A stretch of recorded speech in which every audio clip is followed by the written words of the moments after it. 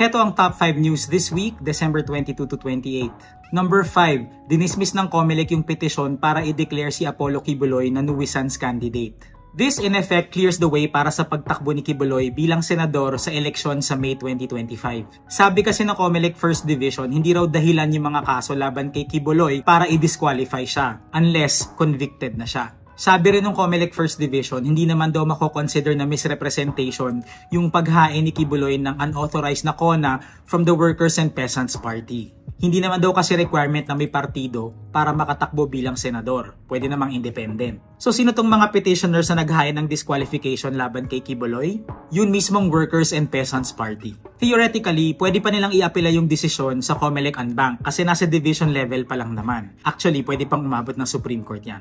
Number 4, may nag-crash na eroplano sa Kazakhstan noong Christmas Day and posibleng Russian air defense system ang dahilan. Azerbaijan Airlines flight J28243 was flying from Baku, Azerbaijan to Grozny, Russia, pero na-divert siya at some point kasi daw may fog dun sa may destination. Reports say nag-attempt siya ng emergency landing but somehow it ended up crashing near the city of Aktau in Kazakhstan. 38 people yung nasawi but thankfully meron din namang survivors. Now, Reuters reports na meron silang 4 na sources within Azerbaijan familiar with the investigation at sabi raw nila Russian air defense system yung tumama at nagpabagsak dun sa eroplano. Paano nangyari? Umaandar kasi ngayon yung Russian air defense system to fend off missiles from Ukraine. Because in case you missed it, nagsimula na recently na mag-counter-offensive ang Ukraine by hitting targets within Russia. Magtatatlong taon na since in-invade ng Russia ang Ukraine. In related news, tinira ng Russia ang energy system in some cities ng Ukraine noon ding araw ng Pasko. This means hundreds of thousands of Ukrainians will have no heating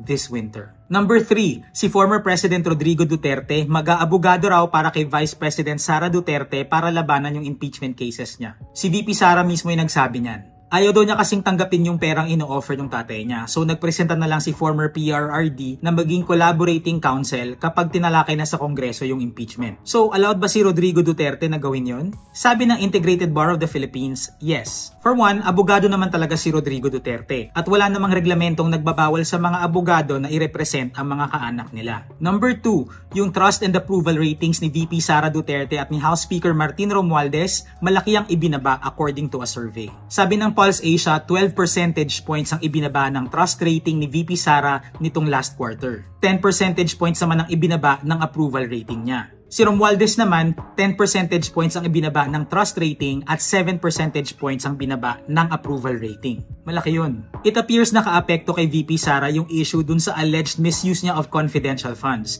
which in case we're forgetting is taxpayers' money. And then apparently, may backlash din kay House Speaker Romualdez na chief ng House of Representatives na siyang nag-iimbestiga kay VP Sara. Kamusta naman kaya yung pinsan ni Romualdez? Si President Bongbong Marcos, 3 percentage points lang ang ibinaba ng trust rating at 2 percentage points ng approval rating. Panonchalant kasi si BBM dun sa issue, di ba? Remember, yan din yung tactic niya noong 2022? Kaya hindi siya pumapatol sa mga akusasyon ng mga karibal niya sa pwesto. Nanalo siya kasi raw mabait siya, sabi ng mga naniniwala sa kanya. Very demure, very mindful.